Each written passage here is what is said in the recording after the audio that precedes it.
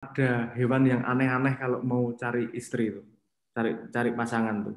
Ada yang burung gini-gini, ada yang pufferfish bikin apa namanya pasir bentuknya seperti apa.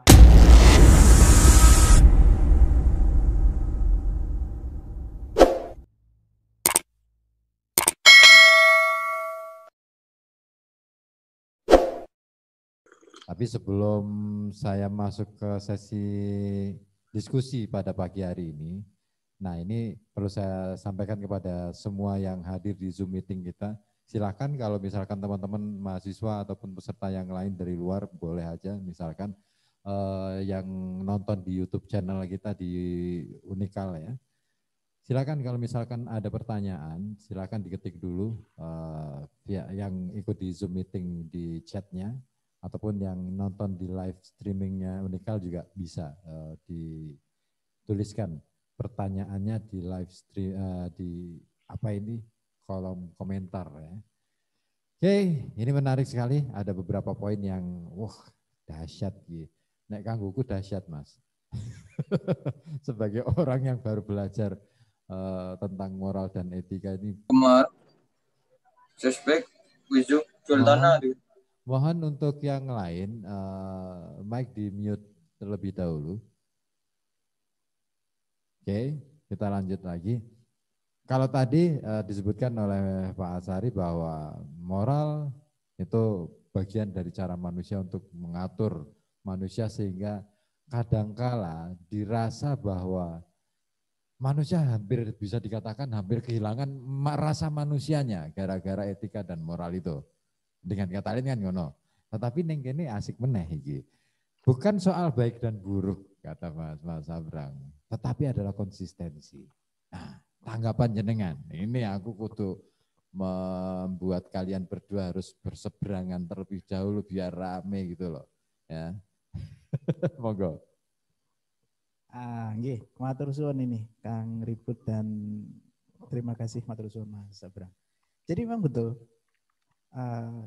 konsistensi itu memang penting, tapi ini pengalaman sendiri nih Kang Ribut.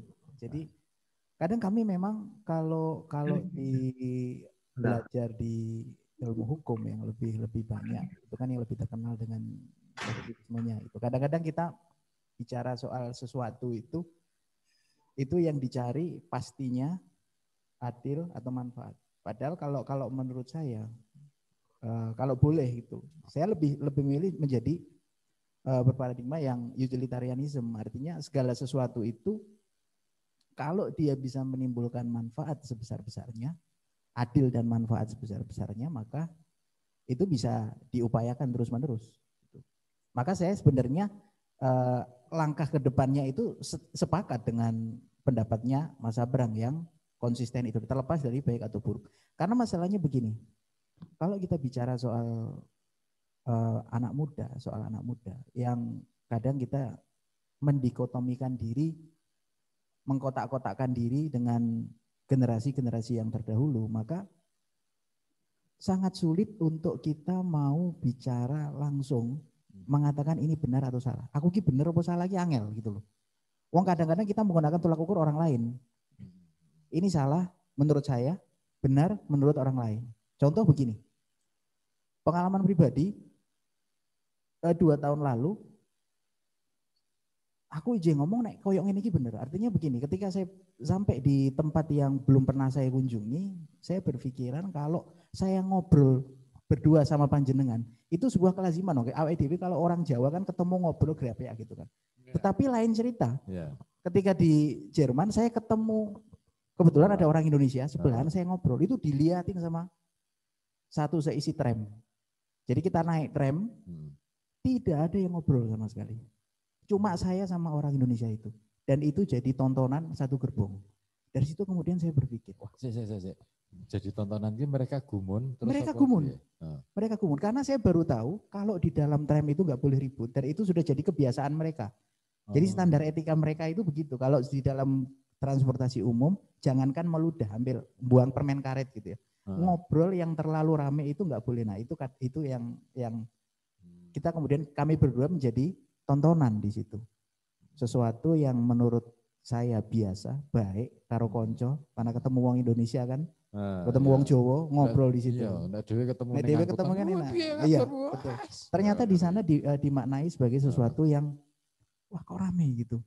Kok kamu mengacaukan, berisik gitu. Kita mencari ketenangan karena mungkin asumsi mereka sudah sibuk dengan pekerjaan. Ketika mereka sudah sibuk dengan pekerjaan, mereka tidak mau terganggu dengan hal-hal yang sifatnya membuyarkan konsentrasi. Saya rasa mungkin begitu, Kang Ribut. Jadi sampai kemudian saya berpikir begini, jangan-jangan inti dari segala sesuatu yang mau kita lakukan itu adalah kemanfaatan itu tadi, utilitarian itu tadi intinya.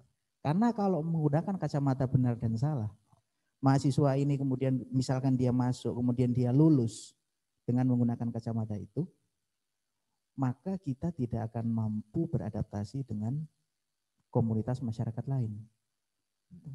Jadi betul, untuk kali ini ya continue itu, betul Mas.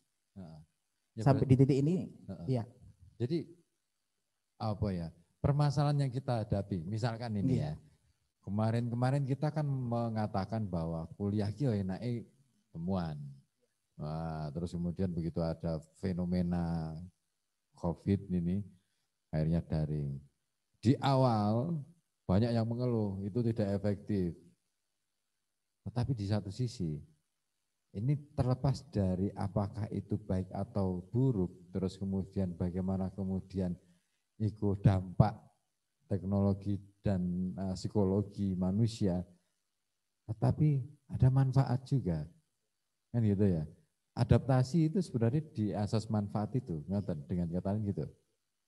Iya betul. Saya ingat satu percobaan dulu saya pernah baca, cuman saya lupa sumbernya nih Kang.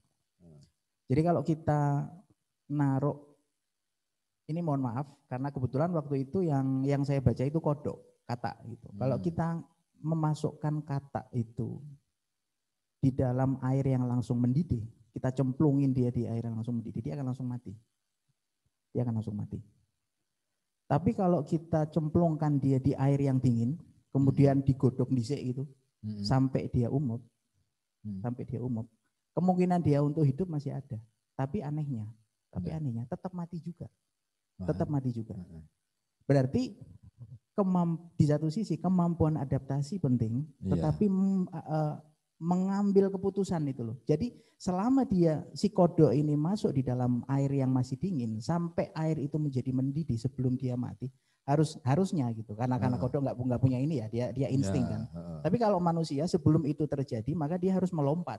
Karena ada space kejadian sebelum itu menjadi buruk, seharusnya dia keluar untuk menyelamatkan diri. Nah, saya pikir untuk di kondisi yang seperti ini, satu nggih konsisten, yang kedua benar atau salah itu kadang sifatnya relatif.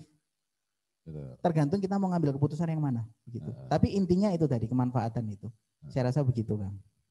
Oke, Mas Abrang, ini kan tadi ya ini sebenarnya nyambung ya, bahwa antara jenengan dan Mas Abrang sebenarnya sudah punya satu rasa yang sama. Barangkali berjodoh sebenarnya.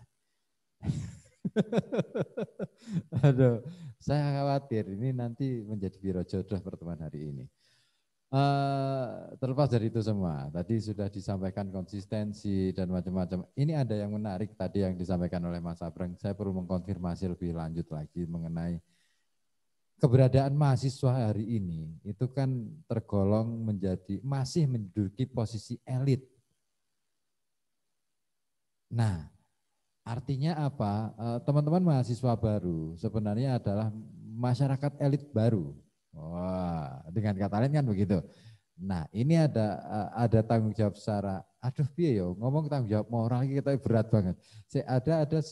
Kalau tadi disampaikan oleh Mas Abrang ini, ada tugas yang harus dilaksanakan oleh masyarakat elit yang golongan elit ini untuk tadi kalau misalkan kembali ke pernyataannya Pak Asari tadi bahwa tugas utama dari mahasiswa yang masuk ke dalam kalangan elit ini adalah menjadi manfaat.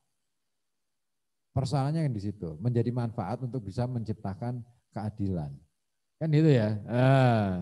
Karena benar salah belum tentu menjadi adil juga. Yang menjadi persoalan ketika keadilan itu didasari oleh asas manfaat, ini yang menarik. Tapi aku rapingin kokean ngomong karena saya tugasnya adalah moderator, jadi saya tidak mungkin menjadi pemateri yang ketiga. Jadi oke iki ning jero sirah iki sing kudu tak sampaikan. Tapi saya harus tahu diri. Etika iki mau ngono lho. Oke, mungkin Mas Abrang bisa kasih tanggapan Mas Abrang. Monggo.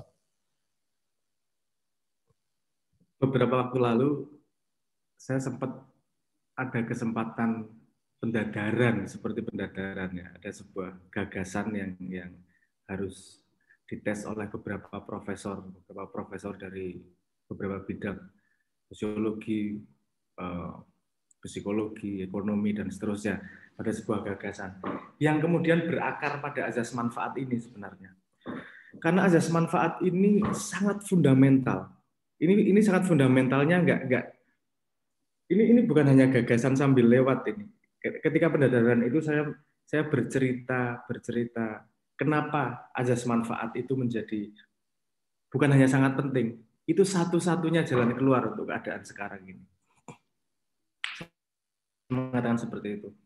Karena begini, saya agak cerita agak panjang nih dari belakangnya untuk melihat signifikansi dari azas manfaat itu. Saya sedikit mengulangi di presentasi saya ketika pendadaran itu. Jadi gini, kalau kita mesti belajar dari sejarah, tidak hanya sejarah manusia, bahkan dari sejarah makhluk hidup yang lain, karena kita juga tumbuh dari makhluk hidup yang yang bermacam-macam itu. Jadi gini, ini sudah jadi kenyataan, sudah jadi persetujuan bersama bahwa dari saintis persetujuan bersama bahwa semua makhluk yang bergerak dari satu sel sampai manusia, asal makhluk itu bergerak, pasti dia berkompetisi satu sama lain. Dia pasti ada hierarki di situ berdasarkan kompetisinya. Kalau hewan, kompetisinya sederhana. Siapa yang paling bisa beradaptasi, siapa yang paling bisa makan. Siapa yang paling dia bisa kalau dia paling bisa beradaptasi pada lingkungan, berarti dia semakin sedikit energinya digunakan untuk bertahan hidup. Sehingga semakin banyak sisa energinya untuk melakukan kegiatan sosial dalam tanda petik.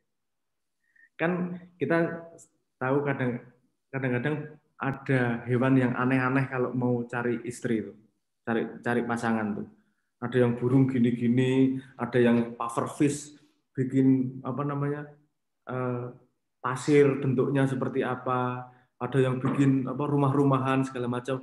Itu kan kalau dari sudut pandang energi nggak masuk akal. Ngapain dia buang-buang energi seperti itu? Cuman cari istri. Tapi itu punya fundamental mekanisme yang harus kita pelajari.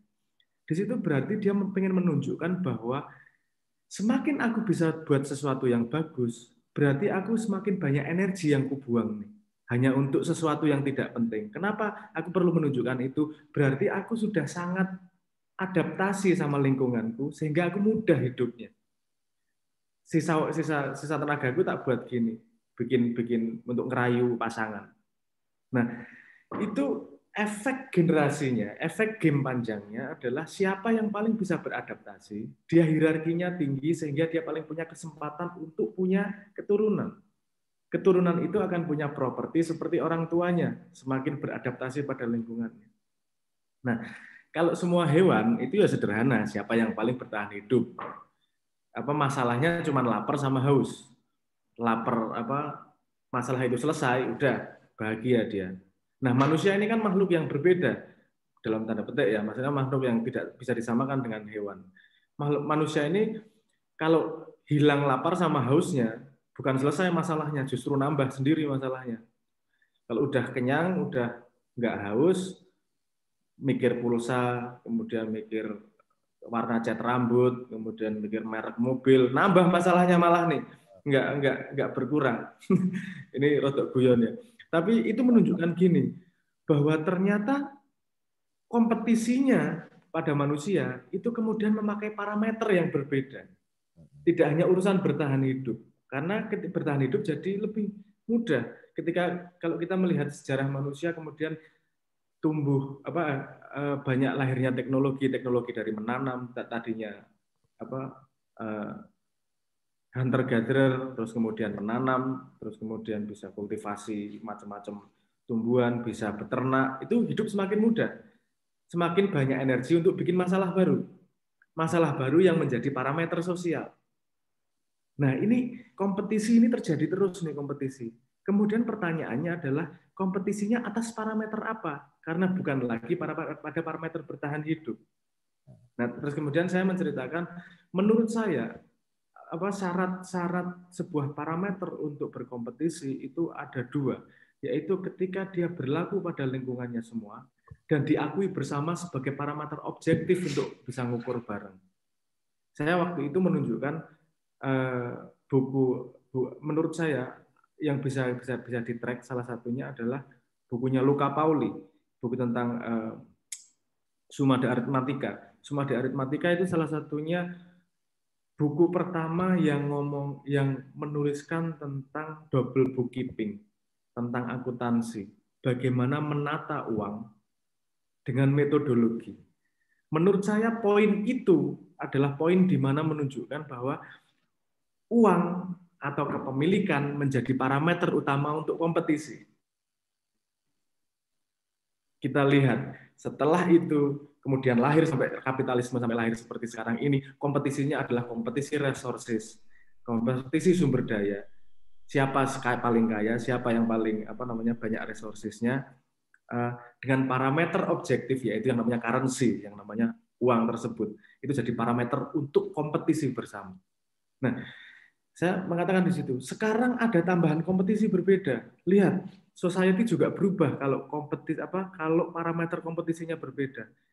Kemarin ketika parameter kompetisinya uang wis rebutan pokoknya sepenting sugih. Anda bisa lihat sendiri betapa susahnya menghapus money politik karena uang adalah parameter yang penting di masyarakat untuk sosial hierarki.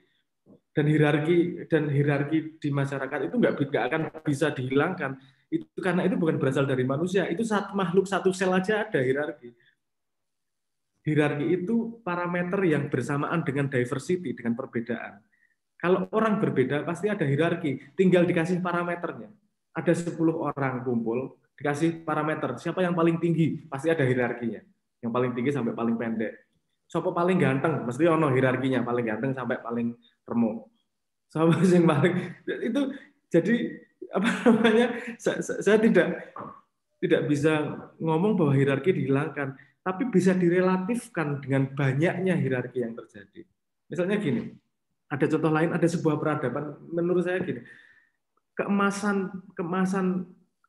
masa keemasan Islam itu terjadi karena hierarkinya bukan pada hierarki uang, sehingga masyarakat terdorong bukan untuk mencari uang. Uang adalah efek samping, dia tetap penting untuk bertahan hidup, tapi dia jadi efek samping karena hierarki utama dalam masyarakat yang berlaku adalah hierarki bagaimana bisa membuka rahasia Tuhan, sehingga penelitian luar biasa lahir jadi zaman keemasan dalam waktu itu. Nah, dunia milenial ini ditambahi parameter lagi yang berbeda.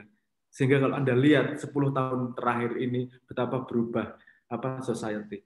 Apa parameter yang berbeda itu? Adalah tangibilitas, adalah sesuatu yang tadinya tidak tangible kita rasakan tapi bisa menjadi dikuantifikasi sekarang, yaitu yang disebut sebagai like, love. Itu kita dalam interaksi sosial kita merasakan disukai orang, tapi tidak bisa juga kuantifikasi. Di Facebook, ada love di Instagram sebagai tempat sosial kita kumpul bersama, dan ada parameter yang bisa diadopsi bersama, terjadilah kompetisi yang baru, yang berbeda sama sekali. Kalau kemarin kompetisinya duit-duitan, sekarang ada lagi yang namanya kompetisi banyak-banyakan like, banyak-banyakan subscriber, banyak-banyakan love. Sampai stres kalau nggak dapat love banyak.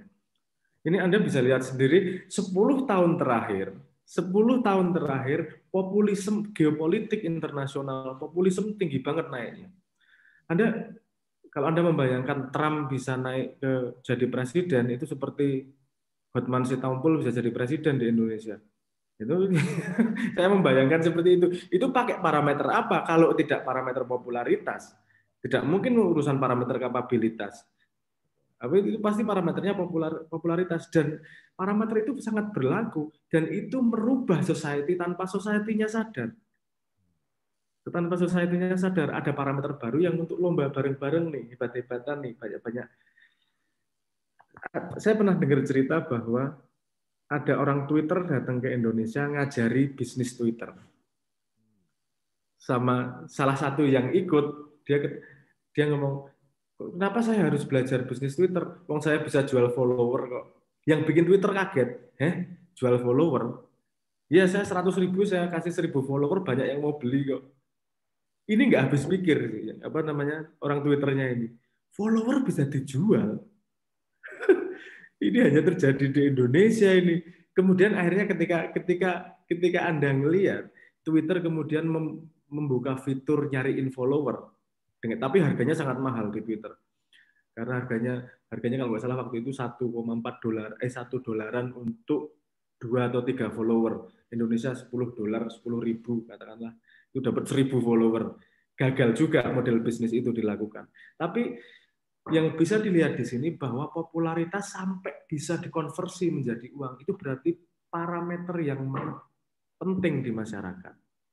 Nah, keadaan masyarakat kita tidak akan ada satupun orang yang bisa merubah masyarakat. Yang bisa terjadi adalah masyarakat itu berubah. Tapi arahnya kemana kan bisa dilihat kalau analisanya seperti ini. Arahnya adalah ada parameter tangible yang diakui oleh masyarakat bersama. Tidak harus selalu uang, karena uang bisa ditambah ini sama like. Harus ada parameter lain kalau mau mengarahkan society ke arah yang berbeda. Harus ada parameter objektif, parameter yang diakui, yang diadopsi bersama dan bisa berlaku pada ruang sosial bersama. Parameter apa itu? Pertanyaan berikutnya kan seperti itu. Parameter apa itu? Gini, kalau dunia barat saja kelabakan dengan perubahan society karena like, berarti kita tidak bisa bertanya kepada mereka parameter apa berikutnya yang memperbaiki keadaan.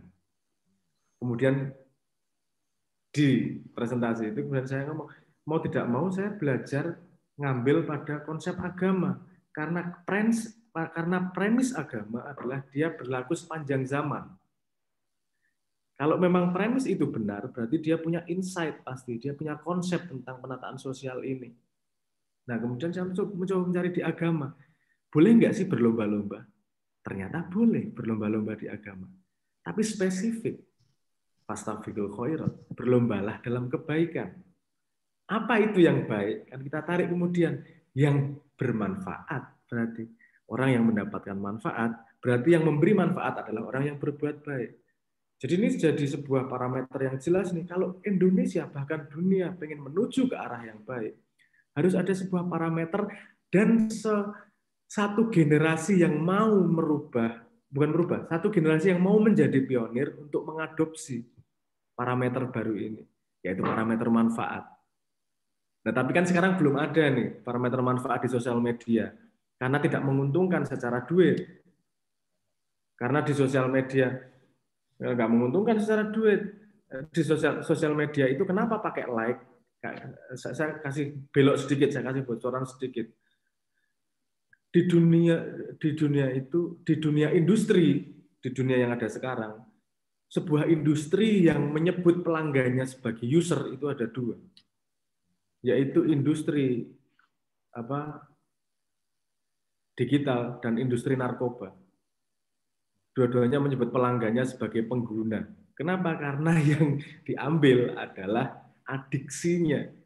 Di situ ada trik namanya trigger action reward investment yang ditrik sebenarnya hormon dopamin di dalam kepalamu sehingga kamu adiksi di situ. Karena kamu makainya gratis sehingga kamu adalah aset yang dijual oleh perusahaan tersebut sebenarnya. Jadi kamu harus adiksi di dalam sosial media itu. Makanya gini, saya agak mohon maaf kalau kepanjangan. Karena ini tidak ada yang mau melakukan karena motif ekonomi. Saya nekat ini posisinya. Jadi mungkin sebentar lagi saya akan membuka crowdfunding karena saya juga bukan orang yang punya kapital. Saya akan membuka crowdfunding dengan konsep ini. Karena menurut saya tidak menemukan jalan keluar lain pada peradaban ke depan manusia kalau tidak mengadopsi parameter manfaat yang sudah diinformasikan oleh agama sejak dulu. Jadi saya pengen crowdfunding, saya pengen bikin sosial media dan metodologi untuk meningkatkan kapasitas kognitif manusia. Jadi itu ada metodologi, kalau dari Jerman Zettelkasten namanya. Itu bagaimana bisa memanage informasi sedemikian rupa, produktivitasnya jadi tinggi, kreativitasnya jadi tinggi dengan menggunakan teknologi. Bukan kamu dimanfaatkan teknologi, tapi kamu memanfaatkan teknologi. Nah sampai sekarang sih karena tidak begitu seksi ngelawan Facebook lah, yora seksi lah dari sudut pandang bisnis. Tapi saya merasa harus melakukan ini karena ini jalan satu-satunya jalan untuk menuju masa depan. Dan saya tidak mungkin bisa melakukan ini kalau tidak disertai, kalau tidak kita bersama-sama sebagai generasi pionir. Dan generasi pionir kita tidak bisa menyandarkan kecuali pada teman-teman mahasiswa yang sudah lebih luas pengetahuannya daripada masyarakat biasa. 7,3 juta itu baru berapa persen? Baru sekitar 2% mungkin. 2% dari penduduk Indonesia. Dan untuk bisa rolling, kita butuh 13,5% dari penduduk untuk bisa menjadi peradaban yang baru. Itu dari Gaussian distribusi itu tipping point-nya segitulah. Nah, mungkin itu saya agak melebar-melebar, tapi saya pengen menggarisbawahi bahwa parameter manfaat ini sangat signifikan. Ini bukan hanya ide lewat. Ini ide yang diomongkan oleh agama, oleh Kanjeng Nabi.